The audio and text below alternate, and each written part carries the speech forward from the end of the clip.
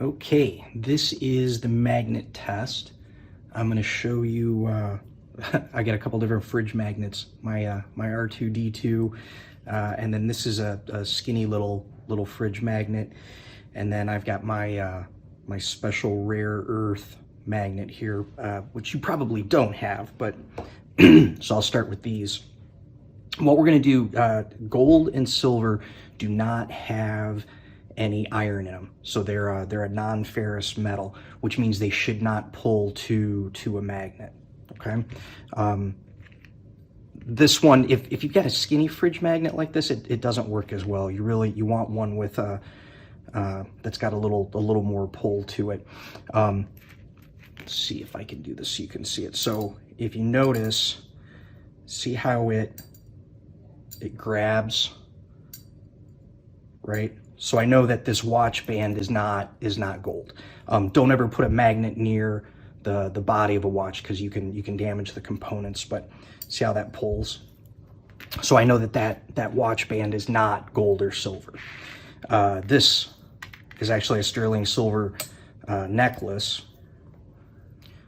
But I'll show you. See how it's not pulling to it at all. So I know that it has the potential, at least. I still have to test the metal, but it passed the first test that it doesn't have any iron in it. It's not drawing to the magnet.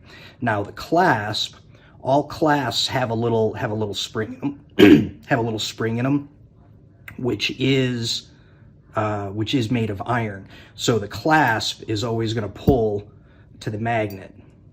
So, but that's okay. So if you see a clasp pulling, that's fine. It's the body of the item that you want to make sure is not pulling. Okay, so that one's good. Here's a gold bracelet.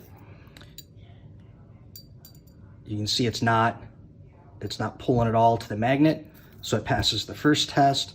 You see the clasp. The clasp is actually missing that spring. So since that spring's not in there, see, it's not grabbing at all.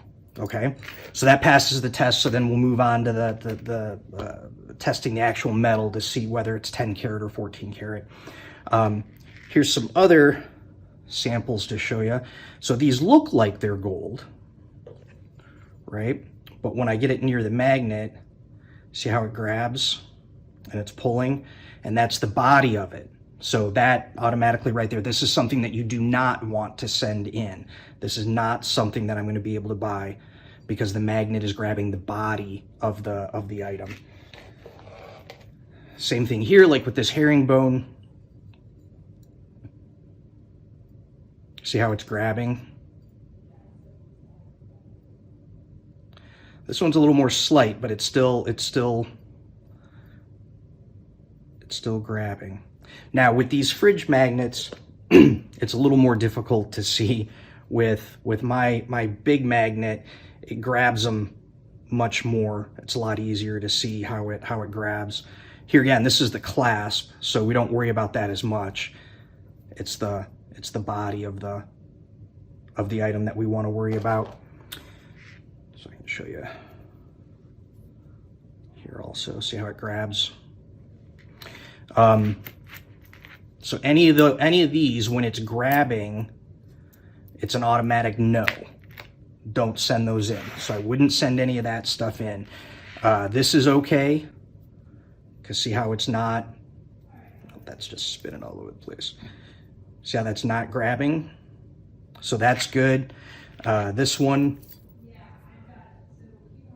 is not grabbing, so it's good. The quarter, here's a ring. Same thing, see how it's not picking up the ring. I'm not feeling it pull at all when I touch it with the magnet. So these are all okay. The quarter is, I'm not sure if you're gonna be able to see this or not, but it's 1964 is the year. So 1964, 1963, 1962, 1961, and on back and farther back, those are all 90% silver. So dimes, quarters, half dollars, silver dollars, those are all from 1964 and back, they're all 90% silver. If it's 1965, 1966, those I can't buy. They're just, they're what's called silver clad. And one last piece here I want to show you.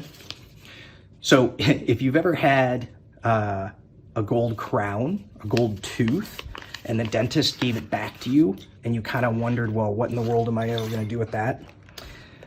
I buy them. So here's some gold teeth that were sent in. This is a bridge, but you can see the gold. And then here's a crown. But you can see same thing, like they don't go to a magnet because they're not going to put iron in your mouth. And there you go. That's the magnet test.